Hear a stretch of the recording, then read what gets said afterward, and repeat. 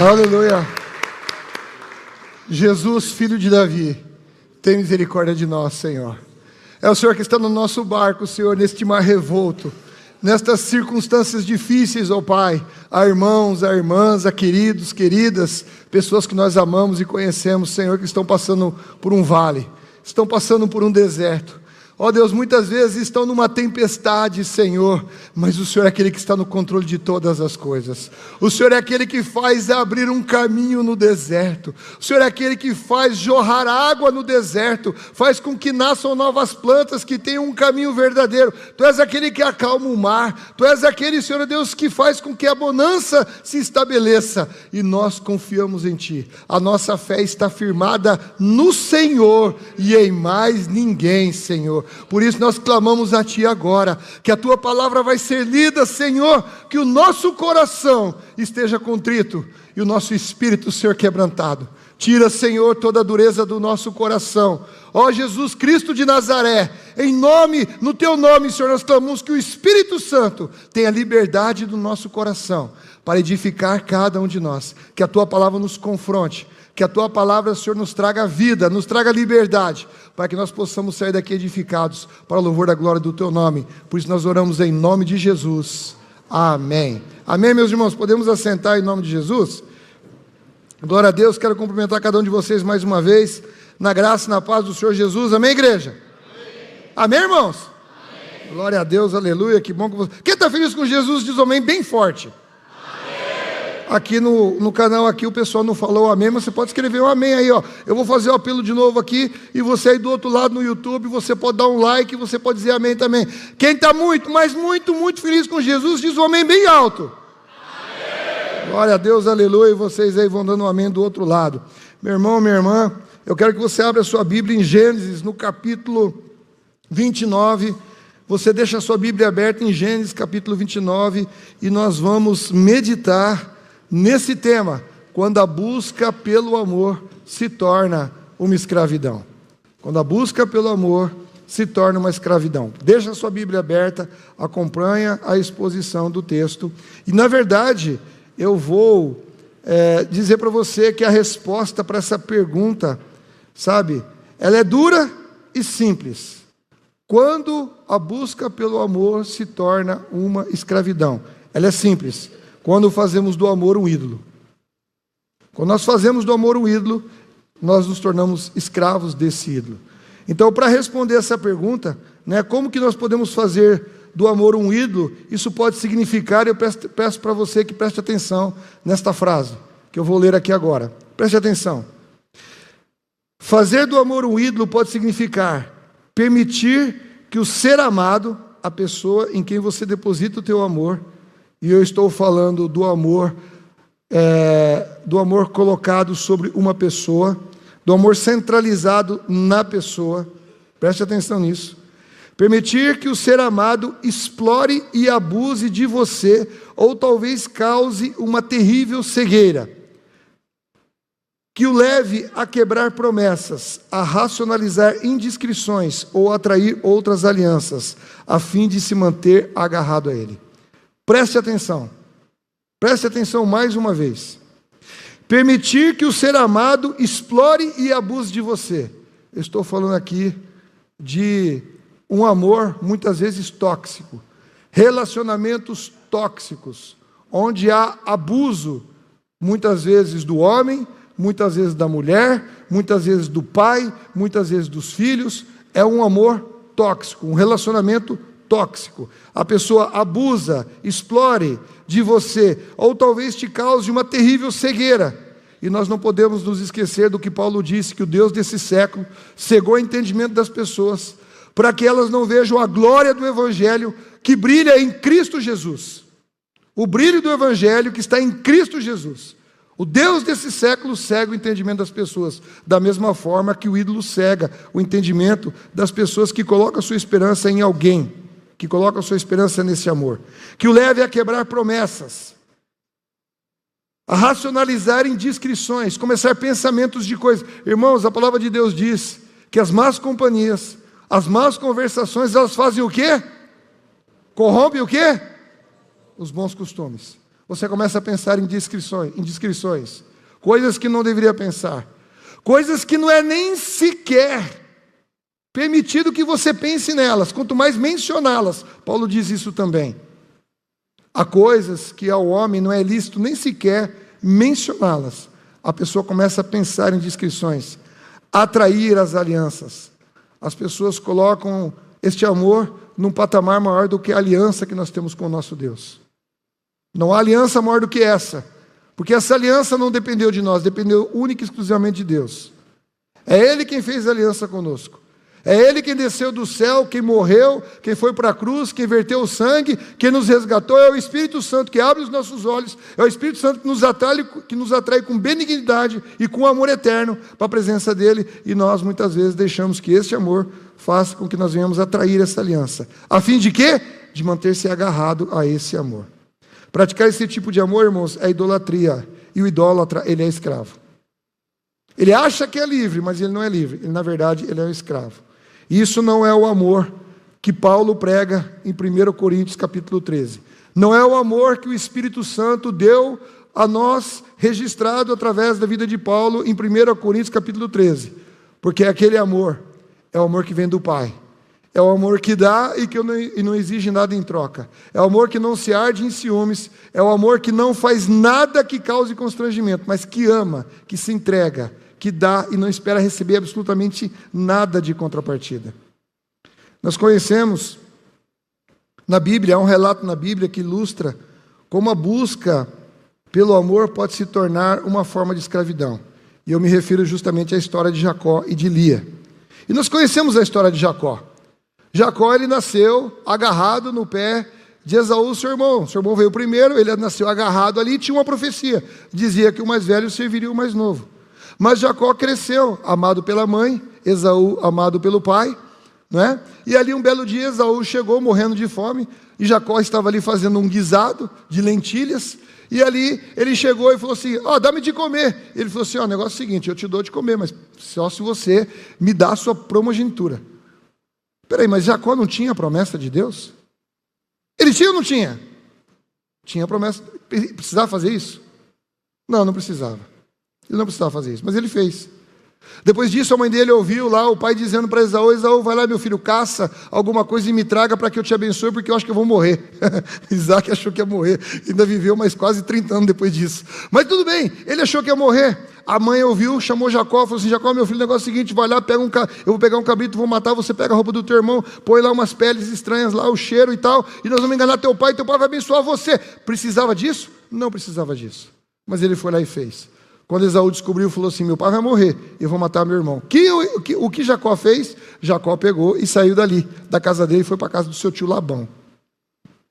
Foi lá para a casa do seu tio Labão. E aí, agora entra Gênesis capítulo 29, do verso 14 ao verso 20, eu quero ler, e você preste atenção. Quando Jacó estava na casa de Labão, havia cerca de um mês, Labão lhe disse, você não deve trabalhar de graça para mim só porque somos parentes. Diga-me qual deve ser o seu salário. Labão tinha 2 filhas. A mais velha se chamava Lia e a mais nova se chamava Raquel. Eu achei interessante isso aqui, porque eu comecei a falar com a minha esposa, nós estávamos conversando sobre a mensagem, e eu comecei a falar Leia. A Leia, ela falou assim, mas que Leia que você está falando? É a Lia. Eu falei assim, vixe, será que eu errei feio desse jeito? Aí depois eu fui lá, mas não é Leia e Lia, tanto faz, é as duas. Tem um nome que chama Leia e tem outro nome que chama Lia, mas é a mesma pessoa.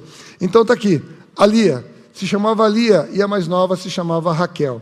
Os olhos de Lia eram sem brilho, mas de Raquel tinha bela aparência e o rosto atraente. Vamos telão. Visto que Jacó estava apaixonado por Raquel, disse a Labão, trabalharei para o Senhor por 7 anos, se me der Raquel, a sua filha mais nova, para ser minha esposa. Preste atenção na resposta de Labão. Melhor entregá-la a você do que a qualquer outro, respondeu Labão. Ele disse sim? Negócio fechado? Não. O que ele está dizendo? Ô Labão, o negócio é o seguinte, agora a versão Paulo com revista atualizada. Ô Labão, você tem uma filha ali, cara, e eu gostei dela. Que tal você, eu trabalhar 7 anos para pagar o dote dela e você me entregar em casamento? Rapaz, olha, Você sabe que é melhor entregar para você do que para qualquer outro. Faz o seguinte, vem trabalhar comigo. Respondeu Labão, fique aqui comigo e trabalhe. Fique aqui e trabalhe comigo. Ele não respondeu nem sim e nem não. Guarde isso. Então Jacó trabalhou 7 anos por Raquel. Ele a amava tanto que lhe pareceram apenas alguns dias. Irmãos, no original hebraico, diz literalmente que Raquel, ela tinha um corpo magnífico e ainda por cima era lindíssima. Eu fiquei muito curioso com o texto, porque eu lendo o texto, falava que Raquel, né, o texto está dizendo aqui que Raquel era Lia tinha os olhos sem brilho, mas que Raquel tinha uma bela aparência e um rosto atraente. E eu fiquei curioso, eu falei assim, mas o que significa essa bela aparência? Lá no hebraico, no original, eu não sou professor de hebraico, mas eu sou curioso, e aí eu vou lá atrás para procurar saber. Diz que Raquel tinha um corpo magnífico e ainda por cima era lindíssima. Robert Alter, que é um estudioso da literatura hebraica em Berkeley, ele diz que os sinais do texto revelam que Jacó ficou perdido de amores e completamente dominado por Raquel. Completamente dominado. Eu não sei como que naquela época, com aquelas roupas lá, ele viu que ela tinha um corpo lindíssimo, mas devia ter algum esquema ali, talvez apertava, ajustava, sei lá como é que é. Mas o fato é que Jacó, quando chegou naquele local, ele botou os olhos em Raquel, ele ficou perdidamente apaixonado por ela. Ele olhou para ela e falou assim, essa aí vai ser a mulher da minha vida. E ele se propôs a trabalhar 7 anos por ela. E 7 anos de trabalho naquela época, irmãos, era um preço altíssimo. 1 ano já era um preço altíssimo. 7 anos era algo absurdo. Era algo absurdo. E ao final desse período, olha o que Jacó disse para Labão, lá em Gênesis 29, 21. Chegada a hora, Jacó disse a Labão, cumpri minha parte do acordo. Agora dê-me a minha esposa para que eu me deite com ela. Aqui também há uma curiosidade. Robert Alter diz que a frase hebraica é extraordinariamente direta, explícita e sexual para um discurso da antiguidade, geralmente discreto. Geralmente discreto. É puramente sexual essa frase de Jacó. Ele não está dizendo, me entrega minha esposa para que eu me deleite com ela, para que eu seja feliz com ela, para que eu me case com ela, para que eu possa formar uma família com ela. Não! Ele não está fazendo isso. Jacó chegou ali, olhou para Raquel, se apaixonou por ela. Ele era muito mais velho que ela, chegou ali, olhou e falou assim, vai ser essa aí mesmo. Foi lá, trabalhou 7 anos, por quê? Porque estava perdidamente apaixonado, queria muito ela. Quando chegou o momento, ele falou o quê? Me dá ela que eu quero me deitar com ela. O negócio é esse, é simples assim. Foi direto, e naquela época não se usava esse tipo de argumento. Naquela época não se falava dessa maneira. Existia toda uma ritualística, mas Jacó quebrou tudo. Ele foi direto no ponto. O negócio é o seguinte, me dá minha mulher que eu quero me deitar com ela. Eu quero me satisfazer com ela. É isso que eu quero. Sabe, irmãos, Jacó está completamente dominado pelo desejo ardente, emocional e sexual por uma mulher. É isso. No nosso linguajar popular aqui, Jacó estava lambendo o chão que a Raquel passava. É isso que estava acontecendo. Uma mulher muito mais nova, uma menina muito mais nova, um cara muito mais velho, e aí você tira a sua conclusão. A pergunta é, qual a razão disso? Por qual razão Jacó teve esse sentimento? Bateu o olho na Raquel e ficou apaixonado por ela. É simples, irmão, porque Jacó tinha uma vida vazia. E quando eu falo que ele estava apaixonado por ela, estou dizendo que o amor de Jacó era centralizado na pessoa. Na pessoa. E quando nós centralizamos o amor na pessoa, nós temos problemas. Há algo errado em cada um de nós. Quando o nosso amor está centralizado numa pessoa, ou no filho, ou na esposa, ou em qualquer pessoa, há algo de errado. Há um vazio. Jacó, ele tinha um vazio na sua vida. Jacó jamais teve o amor de seu pai. O grande amor que ele teve foi o da mãe, e ele perdeu. E o pior de tudo, Jacó não tinha nenhuma ideia do amor e do cuidado de Deus. Ele não tinha nem noção do amor e do cuidado. E não sou eu que estou dizendo, não. Quem vai falar isso é o próprio Jacó. Lá em Gênesis, no capítulo 28, verso 20 e 21. Então Jacó fez o seguinte voto, quando ele está passando ali em Betel, que ele vê lá uma escada subindo e descendo, e aí ele fala, se de fato, preste atenção meu irmão, minha irmã, se de fato Deus for comigo e me proteger nessa jornada, peraí, alguém de vocês aqui não confia em Deus?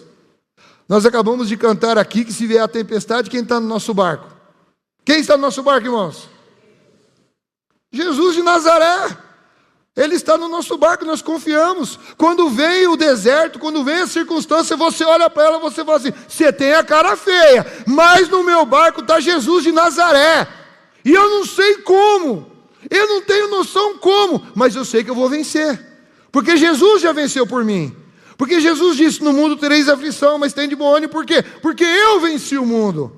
Nós temos a confiança, nós não desanimamos. Por que nós estamos de pé aqui hoje? Porque o Senhor nos sustentou, porque o Senhor nos manteve, diante de todas as dificuldades, tantas notícias ruins, tantas coisas que aconteceram, a igreja floresce, a igreja missionária de Presidente Prudente floresce, está florescendo aqui, está florescendo no Morado do Sol, e nós somos testemunhas do mover e do agir de Deus, então nós podemos dizer, confiamos no Senhor, Ele é o nosso provedor, Ele é aquele que nos sustenta, que nos mantém, que nos guia, que nos leva, que nos conduz, é o Senhor o nosso Deus, porque nós somos crentes, agora Jacó, se de fato, olha só, petulância, o cara acabou de ver um negócio daqui, irmãos, eu acho que se eu ver uma escada dessa, subindo e descendo, os anjos vindo e descendo, e Deus falar comigo, meu Deus, eu acho que eu vou querer morrer na hora, eu falei, Senhor me leva, eu não quero mais voltar para a terra não, uma visão dessa, e o cara, se Deus for comigo e me proteger nessa jornada, se Ele providenciar alimento e roupa, e se eu voltar a salvo à casa de meu pai, então, olha irmãos, então, olha condicional, então o Senhor certamente será o meu Deus. Jacó não tinha identidade, irmãos. Jacó não tinha uma identidade. Ele não era um cidadão dos céus. Jacó ele não tinha propósito na sua vida. Jacó ele era neto de crente. Porque Abraão foi um homem crente. Ele creu, e esse creu de Abraão o justificou diante de toda a humanidade, e até hoje Abraão é um modelo para cada um de nós. Teve suas falhas, teve seus defeitos, estudamos isso, mas Abraão foi o pai da fé, e é conhecido como isso. O avô dele era crente. Isaac, o pai dele, era crente, mas Jacó não era crente. E eu vejo nisso um grande aviso para mim e para você. Nós temos filhos, principalmente aqueles que têm filhos menores, filhos pequenos, filhos que estão sendo criados ainda, crianças, aqueles que estão entrando na adolescência, que são peds, estão entrando na adolescência, pai e mãe, preste atenção no que eu vou falar para você, o seu filho tem que ser crente, preste atenção, o seu filho precisa ser crente, porque a única coisa que vai sobrar para ele nessa vida é Jesus Cristo de Nazaré, irmãos. Na hora da dificuldade, na hora da tribulação, o salmista diz assim, Senhor, guardei a tua palavra no meu coração, para quê? Para não pecar contra ti. Se teu filho não for crente, meu irmão, minha irmã, você vai ter problema. Então aproveite os eventos da igreja. Quando nós promovemos um evento como esse da família, irmãos, é planejado, é orquestrado, e não é por nós não tem nada a ver com a gente, isso tem a ver com o que o Espírito Santo está fazendo com a igreja, isso tem a ver com o que Deus já, lá na eternidade, Ele já planejou para executar nesta igreja. Então não deixe de participar, o teu filho precisa ser crente.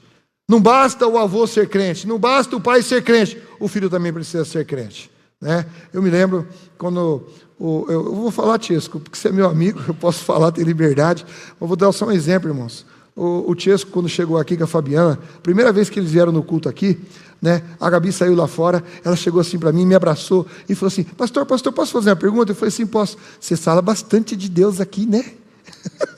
Aí eu olhei para ela e falei assim, e por que você fala tanto de Jesus assim aqui? Aí eu expliquei para ela, eu falei assim, porque aqui é a casa de Deus, e quanto mais você vir aqui, mais você vai falar de Jesus. Hoje, Jesus não sai da boca da menina. Hoje Jesus não sai da boca da menina, ela faz postagem das coisas de Deus. Irmãos, presta atenção, é isso. A finalidade da igreja é essa, é incentivar o pai e a mãe a fazer o seu papel como pai e como mãe. Não é a igreja que tem que converter teu filho, é você. Quem converte o filho são os pais.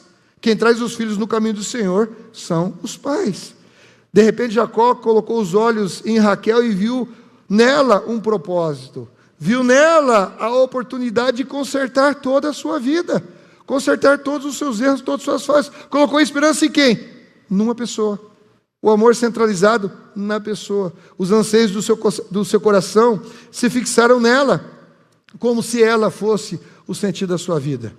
Não, irmãos, não. Jacó se equipara a muitas e muitas pessoas hoje em dia que muitas vezes não creem ou creem em Deus, o Deus de uma única palavra, Deus. Se Deus quiser, se Deus permitir, se Deus assim desejar, mas as pessoas não conhecem Deus. As pessoas falam de Deus, mas elas não conhecem o Deus de quem elas estão falando. Porque se elas conhecessem o Deus de quem elas estão falando, elas teriam aprendido que Ele desceu do céu, que Ele morreu, que Ele desceu do céu, que Ele passou por esse mundo sem pecado, que Ele morreu na cruz e que Ele diz para cada um de nós: aquele que quiser vir após mim, renuncie a si mesmo. Tome a sua, ou seja, morra para o mundo e siga-me. Esse é o maior propósito da igreja. O maior propósito da igreja, irmãos, é seguir a imagem e a semelhança de Cristo, glorificando a Deus. Glorificando a Deus. Esse é o maior propósito da igreja. As pessoas dizem: se Deus quiser, se Deus abençoar, mas continuam fazendo os mesmos erros, os mesmos pecados, as mesmas coisas erradas e não mudam. Então elas não conhecem Deus.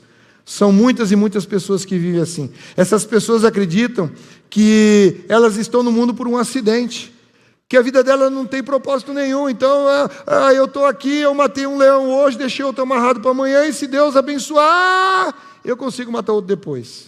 Sabe, irmãos? É assim. Eu já fui assim, eu posso dizer de carteirinha assinada, porque eu era assim. Eu acordava de manhã e falava assim: meu Deus, o que eu estou fazendo aqui? Será que eu nasci só para trabalhar, ganhar dinheiro, sustentar minha família, aí dormir um dia, acordar no outro, falar trabalhar, matar um leão hoje, matar outro amanhã, matar outro depois? É assim que as pessoas pensam, irmãos. É assim.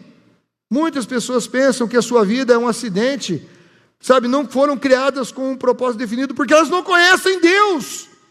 E se não for a igreja apresentar esse Deus para essas pessoas, o que será delas?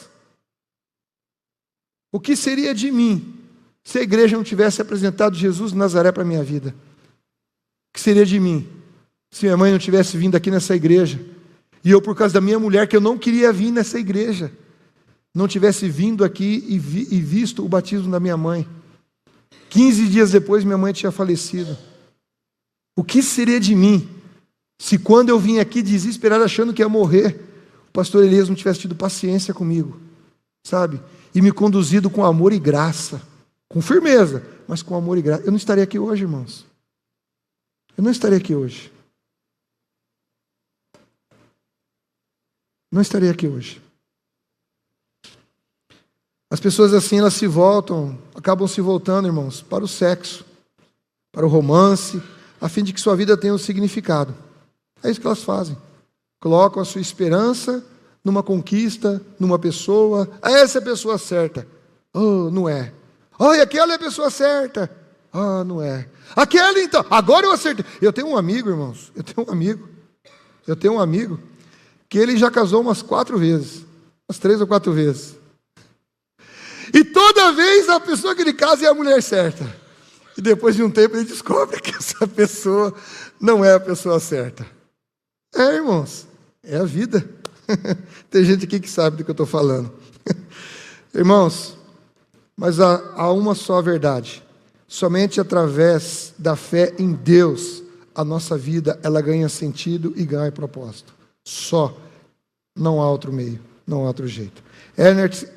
Ernest Becker, ele escreveu sobre o assunto e ele diz assim: o parceiro amoroso se torna o ideal divino em que preencher a vida.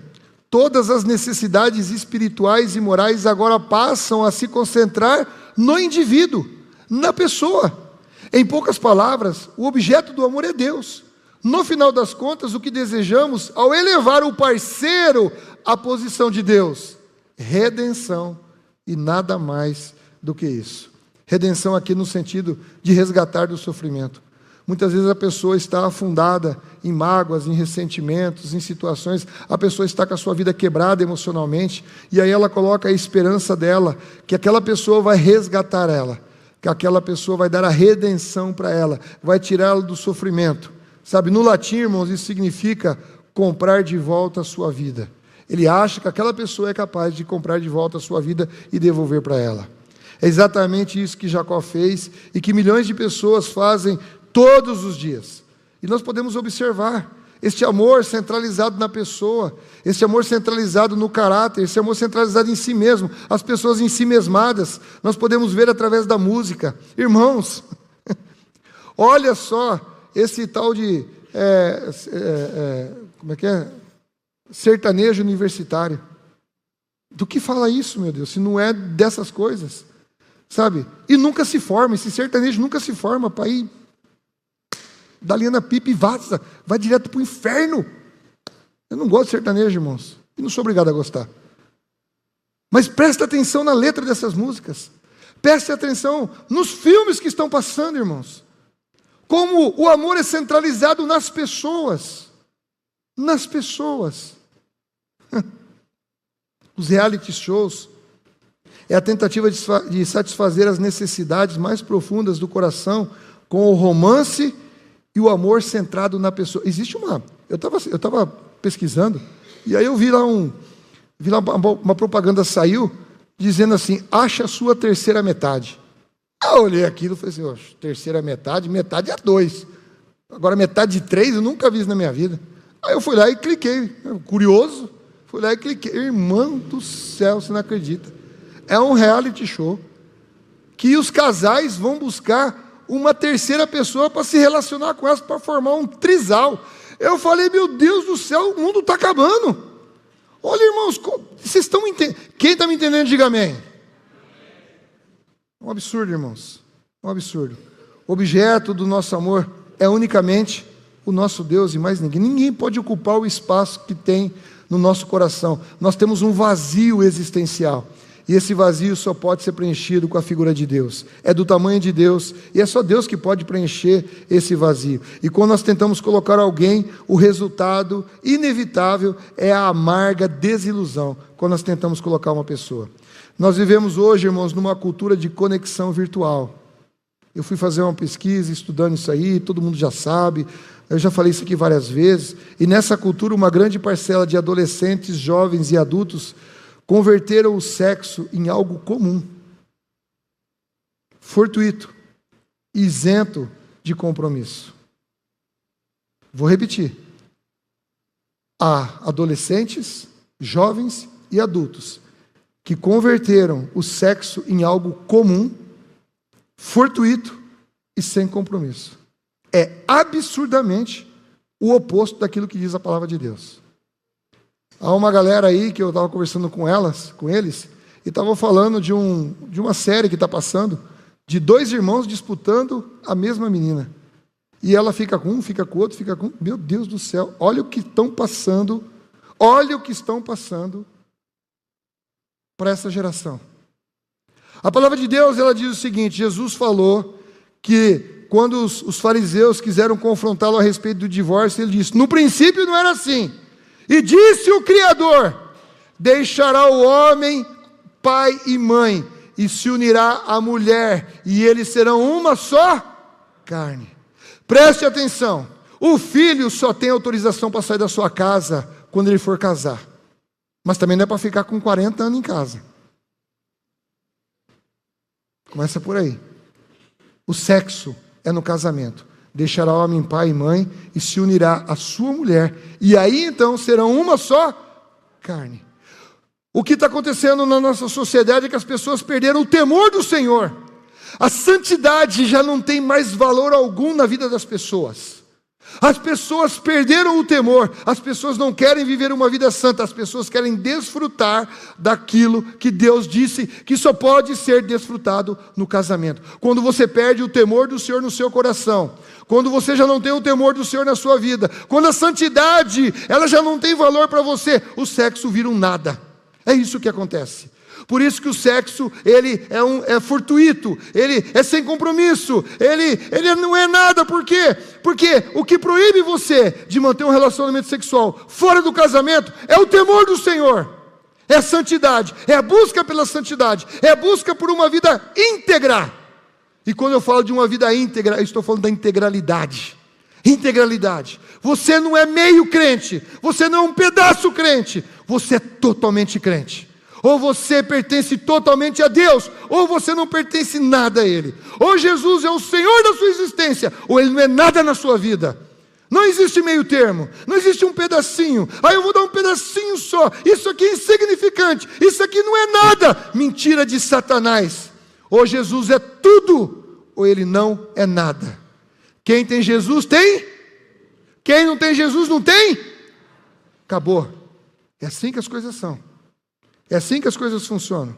Eu vi moças dizendo, irmãos, moças novas, jovens, dizendo, e aí, ouvido comprido, né, ouvido de pastor, fica ouvindo o que não deve ouvir.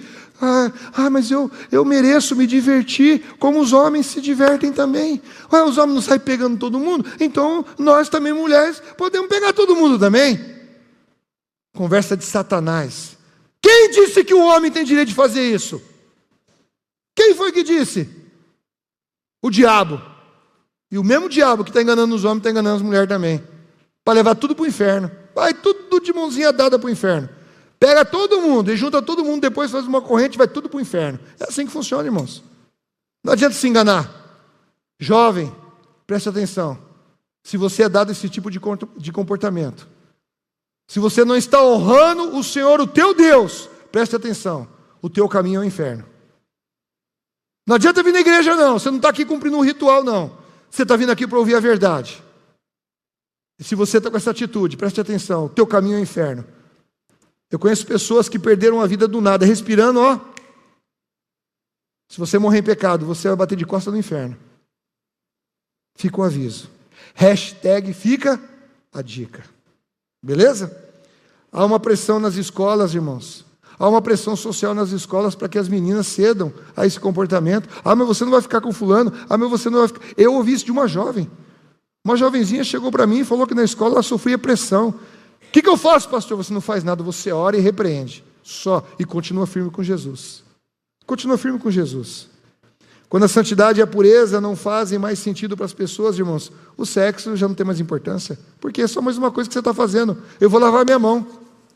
Eu vou lavar meu rosto. Eu vou lavar meu corpo. Eu vou fazer sexo. É a mesma coisa. Não tem temor, não tem reverência, não tem santidade, não tem palavra no coração. Não tem palavra no coração. Acabou. Tudo isso gera um vazio cada vez maior. Gera um vazio cada vez maior no coração das pessoas. E esse vazio interior é que tornou Jacó vulnerável. Vocês estão me entendendo agora? Jacó se tornou vulnerável a esse amor idólatra. Quando ele ofereceu 7 anos de trabalho, Labão percebeu, Labão sacou, Labão olhou e falou assim, olha, ele está perdidamente apaixonado e eu vou tirar uma vantagem disso. Porque Labão também, se Jacó era enganador, o Labão, ele era o mestre dos enganadores. O Jacó, perto do Labão, era aprendiz de feiticeiro, irmãos. Porque Labão era sabido demais. Ele está me enrolado aquele ali, sabe? Observe que ele não disse sim para Jacó. Ele não chegou para Jacó e disse assim, ó, negócio fechado, beleza, você vai trabalhar 7 anos e Raquel vai ser tua. Ele disse não. Quando ele falou da Raquel, ele disse o quê? Olha, é melhor entregar para você do que entregar para outro. Faz o seguinte, vem e trabalha comigo.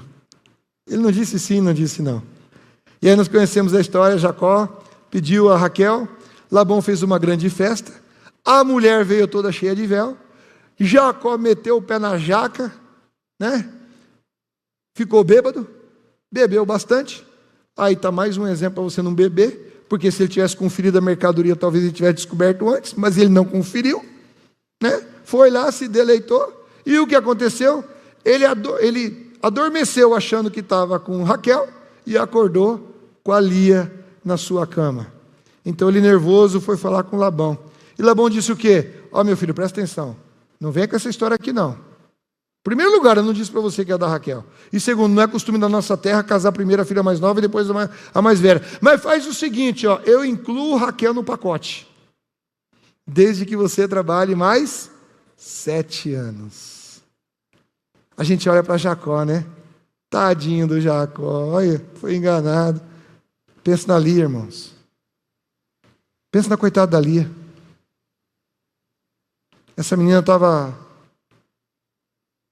rejeitada pelo pai, colocada como uma mercadoria, como o pai tivesse que desencalhar a filha. E aí, de repente, ela casa com um cara, e no outro dia o cara olha e fala assim, o quê? É você? Oxa, mas de jeito nenhum, vou agora devolver a mercadoria. Veio com defeito, não é essa aqui que eu comprei outra. Vou lá conversar com teu pai, eu vou devolver você e vou pegar a tua irmã, porque não é você que eu quero. Imagina a cabeça da Lia, irmãos. Imagina a cabeça da Lia. Agora eu quero chamar você, para você ver um pouquinho o lado da Lia, né? ela também tinha um vazio no seu coração, enorme. E ela tentou preencher esse vazio, sabe? Esse grande vazio, tentando conquistar o amor de Jacó. Presta atenção nesse texto de Gênesis capítulo 29, do verso 31 ao verso 35. Quando o Senhor viu que Lia não era amada, olha só, quando o Senhor viu que Lia não era amada, permitiu que ela tivesse, Raquel, porém, a bonitona era estéril, e a mal acabada tinha filhos. Lia engravidou e deu à luz a um filho, chamou de Ruben, pois disse, o Senhor viu a minha infelicidade. Aqui eu paro um pouquinho para chamar a atenção de vocês. A Lia era filha de um idólatra. Jacó era filho de um crente. Só que nesse texto aqui, naquela época, se usava a palavra Adonai para se referir ao Deus de uma maneira geral. Mas quando se usava o termo Iavé, significa o Deus pessoal, o Deus que cuida, o Deus que fez o pacto com Abraão, o Deus que prometeu que da descendência de Abraão viria aquele que pisaria na cabeça da serpente, que através da semente de Abraão, todas as famílias da terra seriam abençoadas. O texto hebraico, a palavra usada em hebraico por Lia, para descrever o Senhor aqui, foi Iavé, não foi Adonai. Ou seja, Lia é uma mulher que ouviu de Jacó as histórias do pacto do seu avô Abraão. Jacó contou para Lia o pacto que Deus havia feito com ela. E ela creu, e Jacó não cria. Olha que interessante. Porque quem está escrevendo isso aqui é Moisés. E Moisés só se refere a Iavé, porque Iavé fez aliança com o povo. Era um nome que era temido de ser dito. Não era a qualquer momento que se falava o nome Iavé. E aqui Moisés registrou algo que Lia ouviu de Jacó a respeito do pacto que Deus havia feito com Abraão. Então, aqui Lia engravidou, deu à luz a um filho e disse, Iavé viu a minha infelicidade, o Deus pessoal, não o Deus qualquer, o Deus pessoal, o Deus que está olhando para mim. O que ela está dizendo basicamente é isso, o Deus que está olhando para mim. O Deus que conhece a minha infelicidade, Ele está olhando, o Senhor viu a minha infelicidade, e agora meu marido me amará, mas ela ainda está com foco no marido. Ela conhece o Deus, mas ela está com foco no marido, ela está dividida. Pouco tempo depois, ele engravidou novamente, deu à luz a outro filho e chamou de Simeão, pois disse, Iavé ouviu que eu não era amada, e me deu outro, o foco está no filho, marido e filho. Vamos continuar com o texto. Telão. Lia engravidou pela terceira vez e deu à luz a outro filho e chamou de Levi, pois certamente desta vez o meu marido terá afeição por mim, pois lhes dei 3 filhos. Foco, marido e filhos. Lia engravidou mais uma vez e deu à luz a outro filho, chamou de Judá, pois disse, agora louvarei Iavé. Aqui ela mudou completamente o foco. Aqui não tinha mais marido, aqui não tinha mais filhos, aqui tinha somente o Senhor Todo-Poderoso, o nosso Deus. Aqui o foco de Lia se voltou, largou as pessoas, largou as coisas, largou os filhos, largou o marido e focou única e exclusivamente em Deus. Eu não sei, irmãos, sinceramente eu não sei se Lia, quando ela teve Judá, ela teve algum tipo de revelação. Eu não sei se ela teve, mas eu sei que Jacó teve essa revelação. Jacó teve essa revelação. Lá em Gênesis 49:10, no final da sua vida, lá no finalzinho da sua vida, quando ele já estava no Egito, e ele foi e chamou todos os filhos para abençoar os filhos, Jacó disse, pode botar, filho. Jacó abençoou Judá e disse, o cetro não se afastará de Judá, o cetro, sinal de poder, sinal de autoridade, sinal de rei, nem o bastão de autoridade de seus descendentes, até que venha aquele a quem pertence, aquele que todas as nações o honrarão. Aquele que todas as nações o honrarão. Ou seja, Jacó, ele viu que através de Judá viria o Cristo, o Rei dos Reis.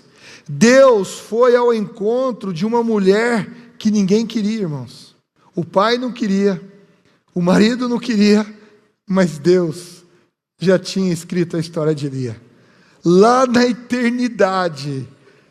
Eu não sei se tem alguém aqui que de repente se sente rejeitado pelo seu pai, se sentiu rejeitado pela sua mãe, se sentiu rejeitado pelo seu esposo ou pela sua esposa, pelo seu filho, pela sua filha, eu não sei. Eu não sei se você se sentiu rejeitado, mas eu sei de uma coisa: Deus veio ao encontro de você. Deus, Ele veio até você. Se você está aqui hoje, você está ouvindo essa mensagem, Deus está repetindo aquilo que Ele já disse inúmeras vezes para você, que foi com amor eterno que Ele te chamou e com benignidade que Ele te atraiu. Deus está dizendo: você é meu. Você é meu. Você é a menina dos meus olhos. Nós somos, irmãos, a nação santa, a raça eleita, o povo de propriedade exclusiva de um Deus que é pessoal. De um Deus que não chama uma galera, mas chama a pessoa pelo nome. Individualmente, cada um de nós. Deus foi ao encontro de uma mulher que ninguém queria. A mal amada pelo marido, a mal amada pelo pai, se tornou mãe ancestral de Jesus Cristo de Nazaré. A salvação que veio ao mundo não veio pela beleza da Raquel, mas veio pelos olhos sem brilhos da Lia. O homem disse que os olhos dela não tinham brilho, mas Deus via o brilho da alma daquela mulher. Não existe pessoa rejeitada por Deus, irmãos. Não existe. Deus toma partido dos desfavorecidos. Tanto Jacó quanto Lia só encontraram verdadeira alegria e a plenitude em suas vidas quando eles se renderam completamente a Deus. Lia, quando nasceu Judá. Jacó, quando estava voltando. Eu amo essa história. Jacó voltando, quando chegou no vale de Jaboque. Naquele momento ali, ele teve uma luta com o anjo. Oséias, no capítulo 2, verso 3. Oséias, ele descreve essa luta e diz que Jacó lutou com o anjo. E quando o anjo perguntou o seu nome, Jacó em lágrimas, Jacó disse para o anjo: meu nome é enganador, porque até hoje foi o que eu fui, um homem enganador, um homem que não sabia o significado do verdadeiro amor, um homem que estava concentrado em pessoas, em coisas, um homem que enganou seu pai, que enganou sua mãe, que enganou todo mundo que pôde, um pecador. E em lágrimas Jacó disse para o anjo: eu sou Jacó, o enganador. E o anjo disse: não é mais, porque você lutou com os homens e lutou com Deus e prevaleceu. Você prevaleceu. Você não é mais o enganador. A partir de agora, você é Israel. Você é amado de Deus. O único e verdadeiro amor que não escraviza é o amor colocado na pessoa certa. É o amor colocado em Deus. Lá em Colossenses 3, no verso 3 e no verso 4, diz assim: pois vocês morreram para esta vida, e agora a sua verdadeira vida está escondida em Jesus Cristo de Nazaré. Louvado seja Deus. E quando Cristo, que é a sua vida, for revelada ao mundo inteiro, vocês participarão da sua glória. Você pode dar um amém para essa palavra, meu irmão? Você pode dar um amém para essa palavra? Quando nós colocamos o nosso amor em Cristo, Ele deve ser a nossa vida e a nossa plenitude. E por causa desse amor que nós recebemos, irmãos, preste atenção, isso é muito importante. Por causa desse amor que nós recebemos de Cristo, porque Ele nos amou primeiro enquanto nós éramos ainda pecadores. E por conta desse amor que nós recebemos dEle, nós podemos dar esse amor para a esposa. Nós podemos dar esse amor para os filhos. Nós podemos dar esse amor para o cônjuge, para aquele que a mulher não vai falar esposa, é o esposo. Nós podemos dar esse amor para o próximo. Por quê? Porque o nosso amor não vem de nós, vem de Deus. Nós amamos a Deus, Deus nos ama. Quando Deus nos ama, Ele nos capacita a amar as pessoas sem colocar nelas a esperança, sem colocar nelas o sentido da nossa vida, sem colocar nelas o propósito. Não, tudo está focado no único e verdadeiro Deus, somente nele. Somos tomados pelo verdadeiro amor, descrito em 1 Coríntios capítulo 13. E tendo desse amor, nós podemos dá-lo às pessoas. Jesus é o centro de todo amor da nossa vida. Amém? Enquanto o louvor vem aqui, eu quero fazer um apelo para você. Irmãos, eu sei que todos nós temos inúmeras dificuldades. Muitas vezes o seu coração estava dividido. Muitas vezes você está passando por um momento difícil na sua vida.